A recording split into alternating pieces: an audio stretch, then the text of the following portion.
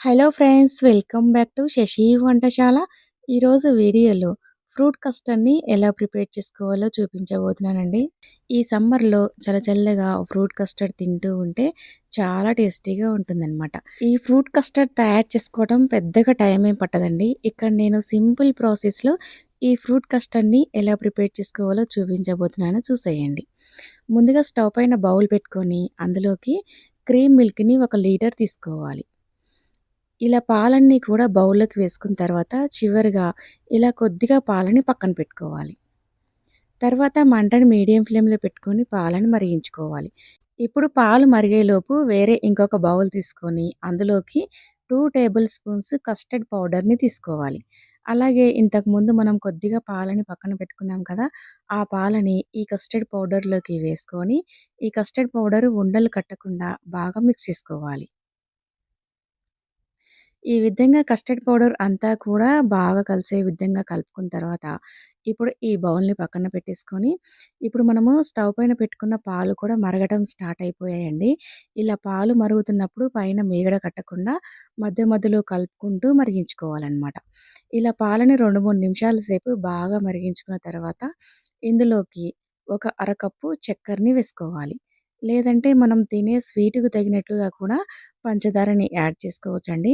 పంచదార అనేది కొంచెం తక్కువ యాడ్ చేసుకోవాలి. ఎందుకంటే, మనం ఇందులో ఫ్రూట్స్ వేసుకుంటాం కదా! ఫ్రూట్స్ ఆల్రెడీ స్వీట్ ఉంటాయి కాబట్టి, మనకి స్వీట్ అనేది ఎక్కువ లేకుండా మైల్డ్‌గా ఉండేలాగా చూసుకోవాలనమాట.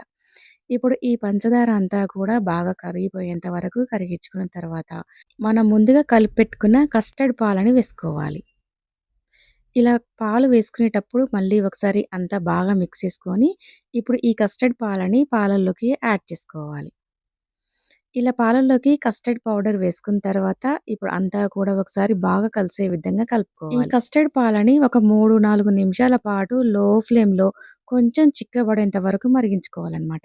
ఇక్కడ చూపిస్తున్న విధంగా చిక్కగా అయితే సరిపోతుందండి. ఇలా పాలు మరిగించుకున్న తర్వాత, ఇప్పుడు స్టవ్ ఆఫ్ చేసుకొని ఈ బౌల్‌ని పక్కకు దించుకోవాలి.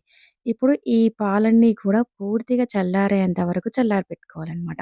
ఈ పాలు చల్లారేటప్పుడు పైన మీగడ కడుతూ ఉంటుందండి. మధ్య మధ్యలో ఇలా కలుపుకుంటూ పాలన్నీ కూడా పూర్తిగా చల్లారేంత వరకు పక్కన పెట్టుకోవాలనమాట.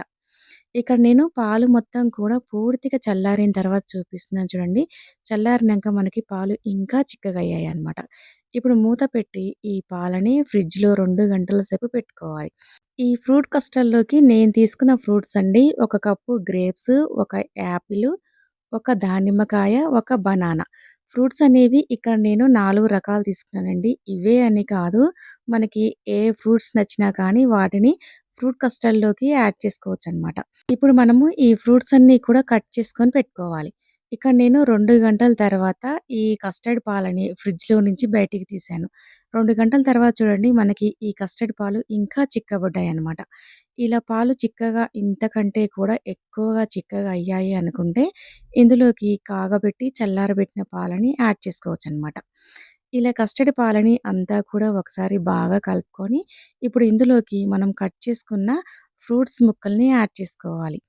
ఇలా సన్నగా కట్ చేసుకున్న యాపిల్ ముక్కలు, అలాగే సన్నగా కట్ చేసుకున్న బనానా ముక్కలు, తర్వాత సన్నగా కట్ చేసుకున్న గ్రేప్స్ ముక్కలు, అలాగే దానిమ్మ గింజల్ని కూడా వేసుకోవాలనమాట. ఎప్పుడైనా సరే ఫ్రూట్స్ ముక్కలనేవి మనము కస్టర్డ్ పాలు తినాలి అనుకుంటున్నప్పుడు ఫ్రెష్‌గా అప్పటికప్పుడు కట్ చేసుకొని ఫ్రూట్స్ ముక్కల్ని యాడ్ చేసుకోండి.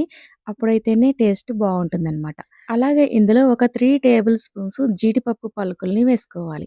ఈ జీడిపప్పు పలుకులు వేసుకుంటే మనము ఫ్రూట్ కస్టర్డ్ తినేటప్పుడు మధ్య మధ్యలో తగులుతూ ఉంటే చాలా టేస్టీగా ఉంటుందనమాట. ఈ ఫ్రూట్స్ అన్నీ కూడా వేసుకొని ఇప్పుడు అంతా కూడా ఒకసారి బాగా మిక్స్ చేసుకోవాలి. ఇలా మిక్స్ చేసుకున్న ఫ్రూట్ కస్టర్డ్‌ని ఒక సర్వింగ్ బౌల్‌లోకి తీసుకొని సర్వ్ చేసేసుకోవాలండి. చూడండి, ఇక్కడ చూపిస్తున్న విధంగా ఫ్రూట్ కస్టర్డ్ అనేది క్రీమీగా టెక్స్చర్ అయితే చాలా బాగుంటుందనమాట. అలాగే టేస్ట్ కూడా చాలా బాగుంటుందండి. మరి ఇలా సింపుల్‌గా, క్విక్‌గా మీరు కూడా ఫ్రూట్ కస్టర్డ్‌ని ఒకసారి తప్పకుండా ట్రై చేయండి. మరి ఈ వీడియో నచ్చితే లైక్ చేసి, షేర్ చేసి, సబ్స్క్రైబ్ చేయండి. Thanks for watching.